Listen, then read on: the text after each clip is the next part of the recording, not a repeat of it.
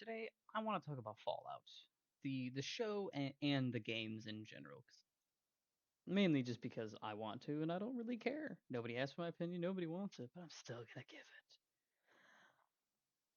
I'm just gonna start off with how I was introduced to Fallout. I first played Fallout 3 at a very young age, shortly after it came out. One of my friends owned it, started playing it whenever I'd go to his house, pretty much every chance I could get. And we would always start from the beginning of the game, get to Megaton, either blow it up or not, go to Tenpenny Tower, find the Fat Man, get a Fat Man, and then just do jumps off it and see how high we could get the on the corpse to go. Those were great. I love the game just because of that. That's what enamored it with me, or why I became enamored with it. It was a fantastic game. You can do a lot of goofy stuff in it. It's fantastic. Sometimes it can be really campy, sometimes it can be just really like genuinely like kind of like sad or depressing at some points with some of the themes of like, yeah, you can do all this stuff. It's probably gonna change anything. Just like, damn, that's yikes. Because it's the whole like thing of what they say in since the first game, which I will admit I've never played number one or number two. I've watched a lot of videos on people playing it. Looks really fun. I wish you'd give them a try. But the whole line of like the war never changes part, which I have been seeing a lot of people not really seem to understand. Like I've seen comments either about the show, about the games, about factions and all that of like, how come this faction isn't, this strong anymore? Like how come like this one's super powerful? How come like everyone's in a stalemate? Well, because that's kind of just how that works. Like it's a post-apocalyptic recovering society, except there are multiple societies and nobody wants to work together at all, like pretty much at all. Like like in the games, the whole reason anybody ever works together or not is because your character forces them to. Not necessarily really in Fallout 3. It doesn't really happen all that much because I mean, you're really only doing stuff with like the Brotherhood of Steel.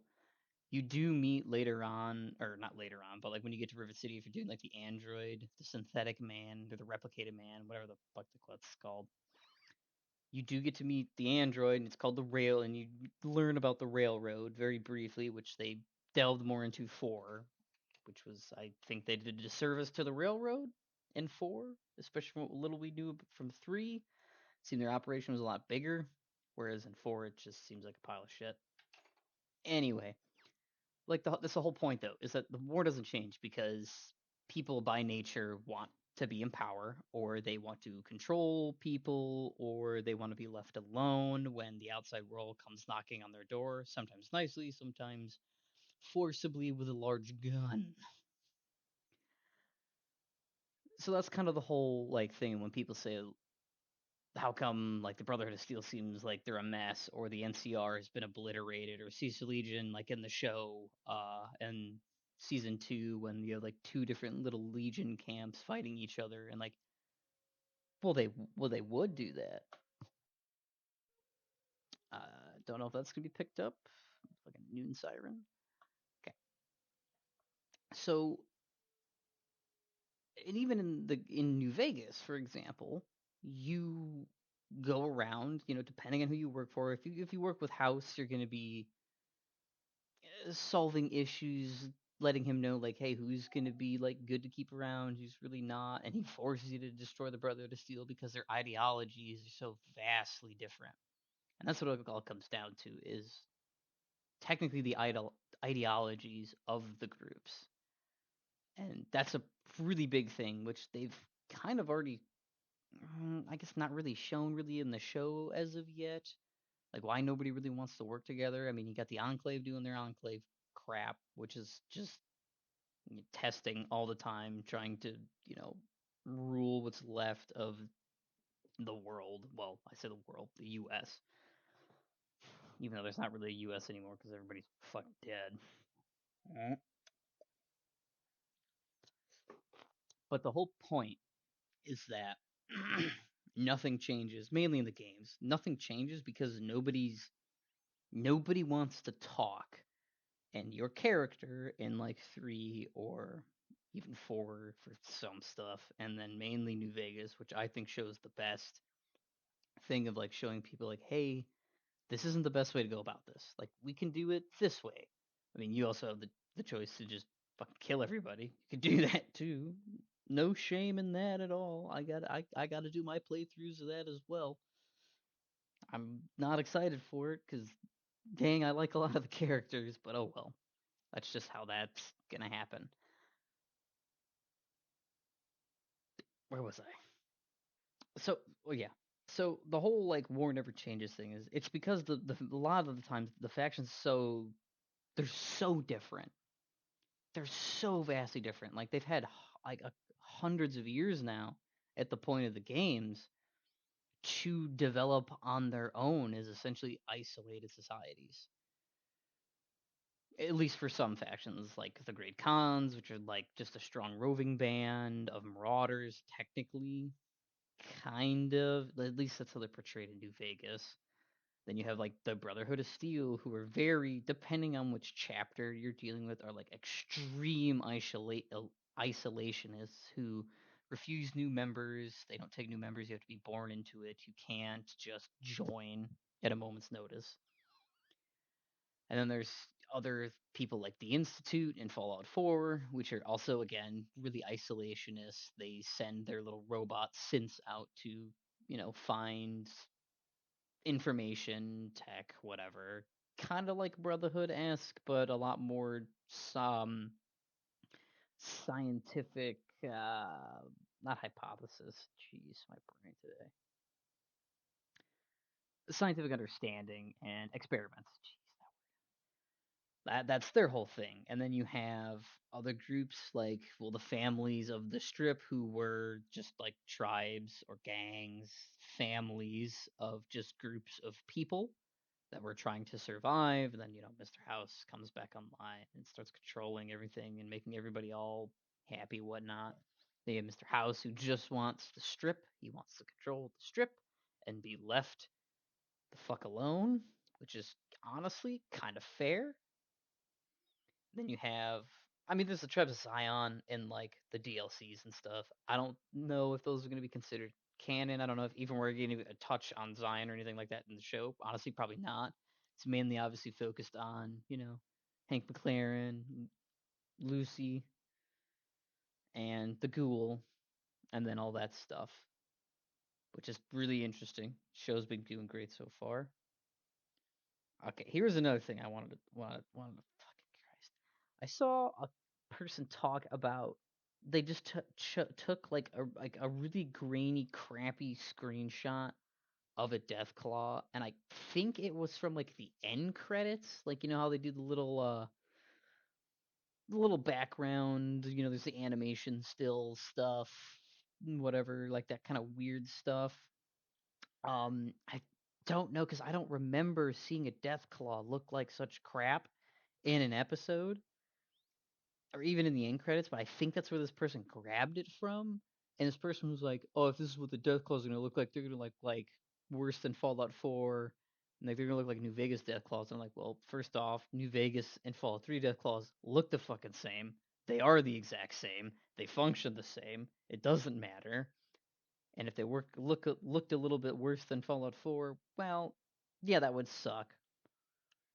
But nobody's really gonna like what they really give us because, as we all know, fan bases of anything are extremely toxic. Even if people say like, "Oh no, we're not toxic," more than likely their loudest members, their most prominent members, are just annoying little redditors half the time. No offense to redditors, I'm one myself, but still, I know who we are. We get very upset. Like me, I'm a diehard Fallout fan. Love it. I am a Fallout fanboy. Todd Howard bless. Regardless, and I know Fallout New Vegas may be Obsidian, I don't want to hear it. But like the Deathclaws look great in the show. They looked amazing. And when people were like, "Well, how did a bunch of Deathclaws like get here?" It's like, well, they explained that in the episode. They came up from Quarry Junction, so it is confirmed canon. You did not just kill every single you did not kill all the eggs, and at least the matriarch survived somehow, and a male, or there were eggs somewhere you didn't get. because clearly there's death claws in the fucking strip, and they even say they came from Quarry Junction, which is fair. Nobody goes there for a good reason. Nobody in their right mind would go there because it's filled with fucking death claws. And I honestly think they did a fantastic job in the show so far of them showing what they looked like. I know some people were like, "Oh, well, they're gonna act like Fallout 4 death claws." It's like, well, that's kind of what they wanted. Like in Fallout 1, they acted more intelligent in like Fallout 4. Like they would throw things, they would try to run you down, they would climb if they had to. I mean, they never really did that, but like in like lore wise, like they can climb, they can dig, they can do a lot of stuff. They're very smart. They're animals, but they're very intelligent animals still. And except in like Fallout 1 where you could get the, or maybe was it 2? I don't remember. Was that 1 or 2? I can't remember, but you get a intelligent Deathclaw from a vault. Like the Deathclaws moved in. I think I'm not exactly 100% on that lore. I don't really remember because I didn't play the game. I just watched a lot of lore videos on the first two games, so the information's probably all wacky in my head and it's all getting mixed together. But I thought they did a really good job. Like they acted super good. They acted like animals. Now, I really hope we do maybe delve into the fact that they can technically be reasoned with as long as you're not in their nest because we've seen not necessarily in 3 or in New Vegas about any really friendly death claws. I mean, technically in 3 there is one in the Enclave base in Raven Rock, or if you release the Deathclaw and if you run away fast enough, it won't turn hostile. So technically that one is friendly for like 40 seconds if you stand around.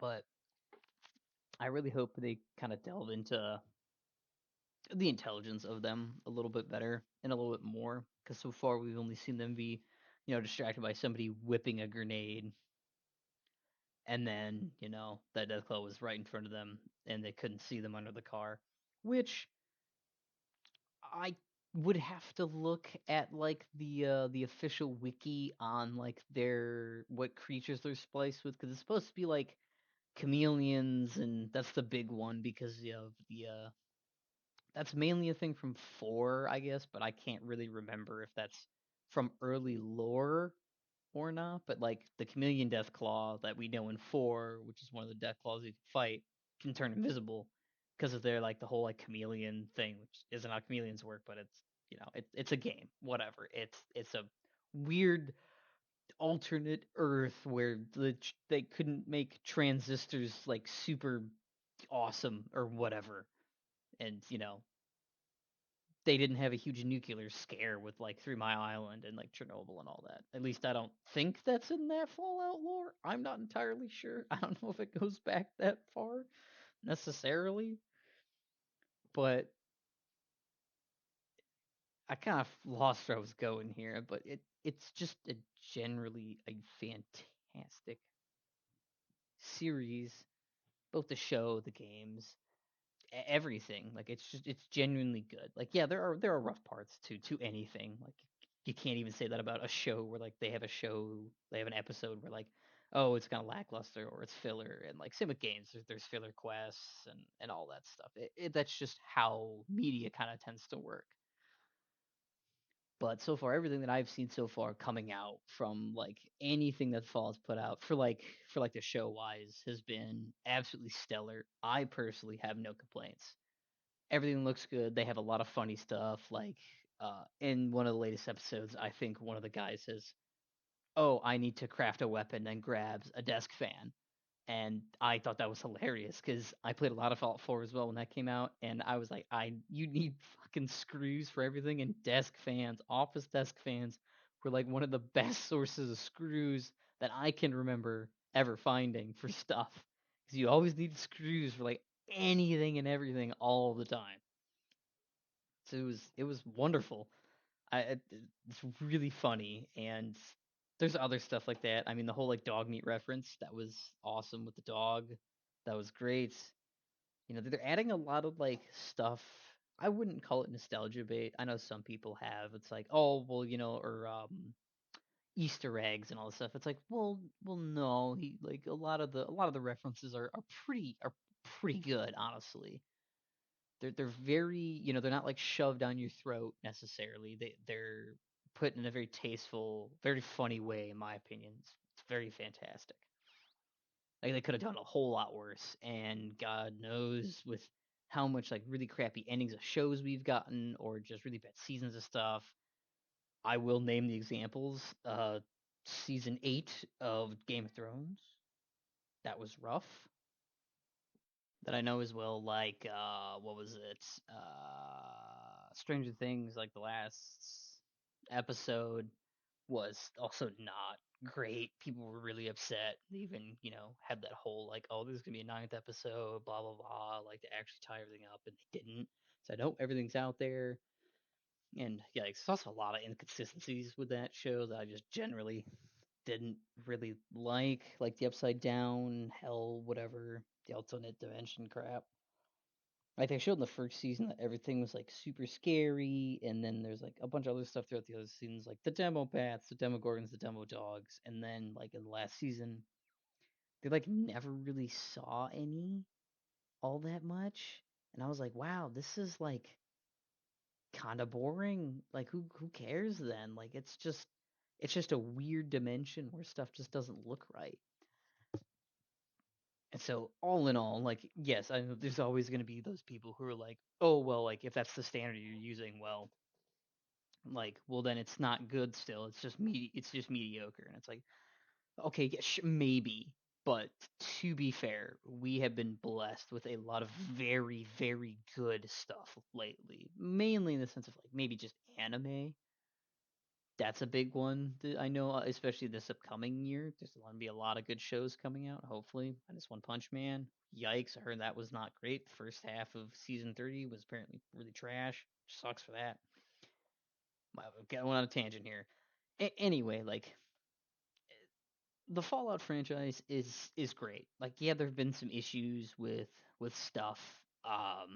Fallout 76, yikes, the whole stuff with Fallout 4 and then putting out like the anniversary edition, which now caused a lot of people's mods to not work anymore because they added a bunch of workshop content that people didn't want, and it like forced the update. I know Skyrim had that issue as well, me included. I had mods on, and once that came out, there were a lot of issues. Some Bethesda does, they're a company, they fuck up, not not in a good way. Even when we tell them like, hey, don't do this, and they still do it. It's like we, the consumer, know what we want, but they want to give what they want to us because they think it'll make them the most money, which you can't really blame a company for. We live in a capitalistic society. I mean, that's just going to happen. It sucks, but I mean, that's kind of just how the cookie crumbles. Like, you're going to get what you're going to get. You can always want for more, but unless you are willing to try yourself to give more and do better, like you can't just blame them. Like we have to take blame too because we still consume that kind of media. Which, if we still consume it, even hate consuming stuff is not a good practice because, well, what happens? They're gonna keep putting out the same stuff. It sucks, but that is how that works. We can tell them all we want, but we have to, actually live by actions instead of just words. That's kind of a huge deal as well. So, opinion overall, I would say Fallout's doing well. I really hope we do get another Fallout game, and they've hopefully taken some criticisms and the things that we love the most to heart, and you know, make it. I prefer it. In my opinion, I would like them to go back to the text-based dialogue boxes. Like the main character doesn't have a voice, and we just get to choose text lines instead of Fallout 4's whole thing. Yee, that was rough. Also, the percentage thing I didn't like. I prefer just having the skill amount requirement. Like, because I mean, yeah, you could still fudge stuff in the early Fallouts. Like, I preferred New Vegas's way of doing it, where it was like, no, you needed like 50 barter, and oh man, I only got 48. It's like, okay, well, Yeah, there were some ways you could cheese that by like getting a magazine or wearing a piece of gear that can get your barter up 5 points or whatever, so that way you can pass the check. Yeah, of course, there's always going to be ways to do that, but they kind of do that stuff like like if you know a skill check's coming up, well, you can put this stuff on, maybe eat some Mentos or drink some beer or whatever to increase that charisma, get your speech and barter up a little bit more. So like I preferred that system over what 4 and 3 had, which though that was from, but not Bethesda, it was from, Obsidian. So there's that. Anyway, I really hope everything goes well for the games. I really hope that people are gonna always enjoy Fallout. I always see comments of what's the best Fallout game. That question has been asked to me because I played 3 New Vegas, 4, 1 and 2 are on my list to play. I haven't gotten to them yet, and I've also played 76. And it's like, well, I like them all in their own right. They're all good in some way. Yeah, sure, the stories can be bland, whatever. Especially threes. Oh, gotta find your father, whatever. And then in 4, oh, gotta find my son, who's now an old fucking man. It's like, okay, whatever. That's a little bit whatever. But getting shot in the head and getting picked out of a grave, sewn back up, and like, all right, where's the guy who shot me? I'm gonna go kill this guy. I'm gonna go hunt him down. That was good. I'm really excited to see where the rest of the season goes for the show. I'm hoping we get more than 2 seasons. I hope we get 3 or 4. I'm not saying it should go on forever. Everything must end as long as it ends well. For the love of God, if they fuck up that ending, I'm gonna be really sour about it. Oh God. But here's to hoping that Fallout continues on and is good. And hopefully one day, probably not anytime soon, I know they're talking about, possibly maybe a shadow release of Fallout 3 and Fallout New Vegas, like remasters. I'm assuming not remakes, probably just remasters, which is obviously, yeah, a remake would be, especially with those old engines and the crashing issues. Whew, yikes. So hopefully they fix that stuff though, 'cause like New Vegas, I was playing it yesterday, and yeah, that thing crash every 45 minutes to an hour without the modded in 4 GB patch, which is totally fine. I don't really mind it when my game crashes every 45 minutes to an hour. I just set a timer on my phone to save every 30 minutes just in case.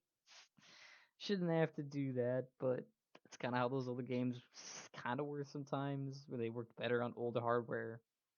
Same with like Dragon Age Origins, for example. If anybody's played that on a newer computer, you know that you have to go in and set the affinity for the CPU cores down to like 2. Otherwise, that game just dies. It just fucking dies. Oh yeah. But I do hope we do get a shadow drop of those 2 games. And it would be smart of them to do both 3 and New Vegas. It really would. It would be phenomenal. Phenomenal? Yeah, phenomenal for us as fans and players. So I really hope that's the case. Uh, I honestly don't think it's gonna happen personally. I hope to be proven wrong though, because man, I have had high hopes about a lot of stuff and they've been dashed. So I'm on the fence about my hopes. I will sit here and wait, and if they come out, awesome. If they don't, well, that sucks, but at least I tempered my expectations. Because I kind of expect nothing less. I personally am a part of the group that thinks it's just gonna be like maybe a teaser trailer for like Fallout 3 or like season 3, Fallout season 3. That's what I could be. That's what I think it's gonna be. But I hope to the god Todd that it will be the games. I really do. It would be really great for us as players and as fans. Anyway, that's all that I had. I just wanted to yap and give my opinion on that kind of some Fallout stuff. Well, bye.